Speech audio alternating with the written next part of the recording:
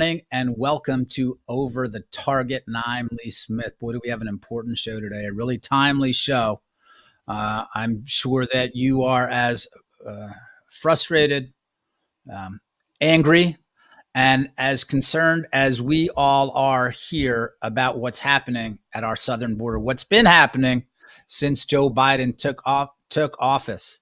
The guest we have today has great insight into what's going on. He's the vice president of America First Legal, and he was one of the people who was one of the Trump administration officials involved in planning Title 42, which, of course, the Biden administration revoked. And that's one of the main reasons why we've seen of late a surge at our southern border. So without any further delay, I want to introduce and welcome the brilliant Gene Hamilton. Gene, thank you so much for being here with us this morning. Thank you for having me, Lee. Before we get into the real chaos, I just want to get a little background on Title 42, what that meant for the Trump administration. You were a central part of the planning in that, and I just want to get a sense of what that idea was and why the Biden administration has revoked that. Lee, well, that's a great question. So here's the deal. A few years ago, when the world is witnessing the spread of COVID-19, and we are confronting different ways of trying to handle the spread and to look at the different vectors that were coming into the United States, it didn't make any sense for people to have to be detained for all kinds of periods of time and go through a court process and wait for months or years or whatever the case may be to have their actual immigration cases adjudicated when there was this disease that nobody knew anything about, everyone was frightened by, and the notion that you could have illegal aliens crossing the border, flooding into our country kind of unchecked, be arrested, detained, but then be kind of pose a threat to the community or pose a threat to the ICE and CBP officers was not something that was acceptable. And so, of course, there's authorities that are in law, in Title 42 of the United States Code, that allow for people to suspend the introduction of persons or people into the United States if it's going to, if it meets certain factors. And so, of course, the Trump administration rightly took advantage of that authority and used it to try to protect the agents and officers from this, this new and emerging threat, this disease threat that was coming into the United States across the southern border. Obviously, if American men and women were going to have to be, locked down, or if they were going to have to deal with other things, it defies logic to allow people to come into the United States and not be able to rapidly deport them or rapidly kind of kick them across the border and treat the threat for what it was at the time. When the Biden administration took office, kind of the rapid erasure of Title 42 in its practical application and all of the other available tools that were at their disposal has created this perfect storm that the American people are seeing today, which is chaos, actual chaos at the southwest border. Hundreds of thousands of people coming into the United States. Now, look, the threat from COVID-19 isn't the same as it was a few years ago, but they had all of this time, and they had all of the time in the world to put together, to prepare, to come up with a plan to actually secure the border and to get ready for when the policy lifted. And of course, what did they do? They didn't do that. They've come up with some paper tigers that we can talk about. But really and truly, what we're seeing at the southwest border today, tomorrow, yesterday, is just complete and utter chaos.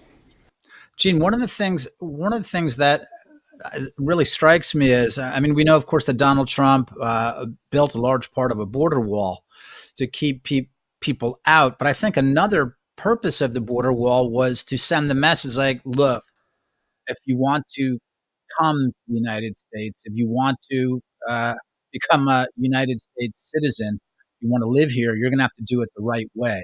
And so that was part of a larger general message discouraging people from attempting to break the law.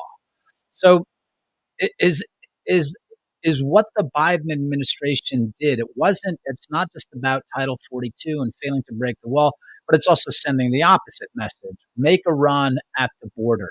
So I guess I'm looking for a way to describe different forms of deterrence. Is the biggest form of deterrence simply that, psychological? Sending a message, either come, make a run at the border, or don't do it. If you want to come here, you got to do it legally. Messaging is part of it. It's certainly a critical element of it. Messaging saying, look, the things aren't the way they were. That's certainly a key component. And we saw that in early 2017 with the effect of the number of folks who were coming across the border immediately after the inauguration. They plummeted. People messaging worked. Messaging sent a message to folks that things were going to be different. Of course, those numbers ticked up as people were able to take advantage of loopholes that were existent in law and regulations and policies, while the administration was focused on implementing new policies, building wall, doing all kinds of other things. And so the messaging is only one piece of a bigger machine that has to be fully functional for us to actually secure the border the way it needs to be done. And so that comes in the form of other policies. It comes in the form of a wall. It comes in the form of things like MPP, Safe Third Country Agreements, other asylum regulations, attorney general decisions, and of course, at the end of the process, credibility. And credibility in the form of an actual enforcement of orders of removal or deportation, depending on who you're talking to. Because ultimately what matters, if you're a citizen of a foreign country and you're contemplating leaving because of economic opportunities in the United States, which is almost all of what we're talking about here, almost all of what's driving this, you are incentivized by the possibility of being released into the United States. That is your goal, whether it's to evade detection, whether it's to be released from custody after being apprehended, whether it's to prevail on some kind of a claim. Your end goal is to be in the United States, free to move about, go about your day, get a job, and earn money and send it back home. That is all that really matters. And so what happens is, of course, people are human beings. They have friends, they have family, they have networks. And if they leave Honduras on Tuesday, and in 10 days, they call their aunt, their uncle, whomever is back home, and they say, hey, guess what? I'm here. I'm in Los Angeles. I'm in Houston. I'm in Washington, D.C. I made it. I'm free. I'm working.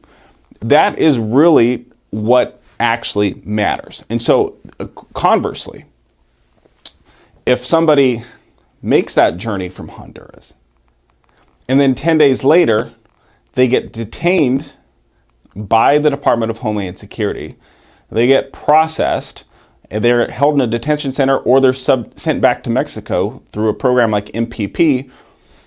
They're not able to make that same phone call. They're not able to make that same communication. So maybe they call home and they say, hey, look, I'm actually detained, and they're going to be sending me home. They're going to be deporting me tomorrow. That sends an entirely different message, and that is the message that has to resonate. And of course, then the natural extension of that is, if you have had your day in court, you have had your due process, you've exhausted your appeals. If there is no enforcement on the flip side of that, if no one actually deports somebody who's had their time and sends them home, that sends a stunning message to citizens of other countries as well. Because again, all your goal is just to make it into the United States and work and stay as long as you can. It's a gamble, and they're winning this bet every single time under these policies because there is no enforcement on the back end. And if you look at the way the Biden administration has decimated enforcement, especially interior enforcement, the number of interior deportations, so people who have been released in the interior of the United States, they've had their days in court, they've gone through some process. The number of people that they have deported outside of the border context is at a historic low, despite the fact that they have more resources now than they've had in decades prior. It's insane. And at the same exact time, you have over 1 million people in the United States who have been ordered, removed, or deported at the end of a judicial process who are still here today. And so the question becomes, what happens to those people? Why isn't this administration going after them? Their whole argument for the need for some of these new regulations and policies that they're rolling out is, oh, well, we need to give a process. We need to have a procedure for people to be able to make their claims, their asylum claims, and seek the protection of the United States. And well, that's all well and good. But if you don't enforce the law at the end of that process, and if a judge says you are not entitled to stay here, it's time for you to go home, right? There has to be meaningful enforcement. And if you don't have that, then we've lost the entire system. And that's precisely what's happening now, is whether it's through these policies that they're rolling out that will result in more prompt releases into the interior of the United States. On top of that, these parole programs that they're creating that invite people into the United States who don't have any other legal mechanism to do so. Other than they don't qualify. These aren't people who qualified for a visa. They didn't go to the State Department consulate and interview or at the embassy and sit down for an interview and apply for a visitor's visa or a temporary work visa.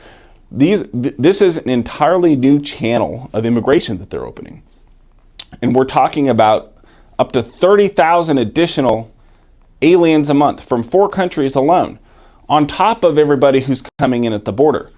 What are the 4 countries? And I just want to make sure you're talking about this new parole system, that this is a new immigration stream. What are the 4 countries? The 4 countries that they initially announced was Cuba, Haiti, Venezuela, and Nicaragua. Now, they've recently also announced that some extension of some parole programs for other people from other countries. And we'll see. I don't think that they're going to stop until they're ordered to stop.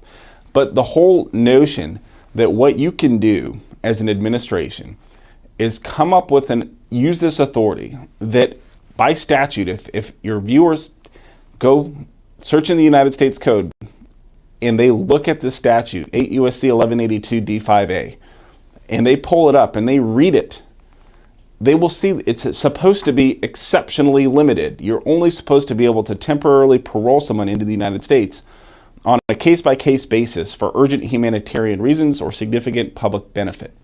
So think of somebody who's coming to the border in a medical emergency in a border town, and they need to get treated, and there's a hospital in El Paso that can treat them. That is that is a quintessential example of the use of the parole authority to let somebody in the United States and help them, and then they leave at the end of that period. But what they're doing with these programs is they're saying, if you are a citizen of one of these 4 countries and you know somebody in the United States, well, we're going to let you come into the United States for up to 2 years, and we're going to give you permission to go seek employment authorization document so you can legally work, and then we're going to let you stay here. And this is how it's going to be. And of course, their whole concept is, oh, well, this is only 2 years at a time. We could always revoke it at any point in time. And that's all a farce. They're never going to revoke any of these folks' paroles. They're going to continue to extend it because their end game here is to flood the zone. At the border in terms of the number of people who are being released into the interior of the United States for whatever reasons that they want to. And then it's the use of this parole power, the abuse of this parole power to allow additional people to come into the United States who aren't supposed to be here. And you combine all of these things, you end up with a flood of people in the United States with no back-end interior enforcement, and you have a pretty disastrous picture. Gene, we're going to cut away just for 1 second. When we come back, I want to pick it up with this idea of flooding the zone.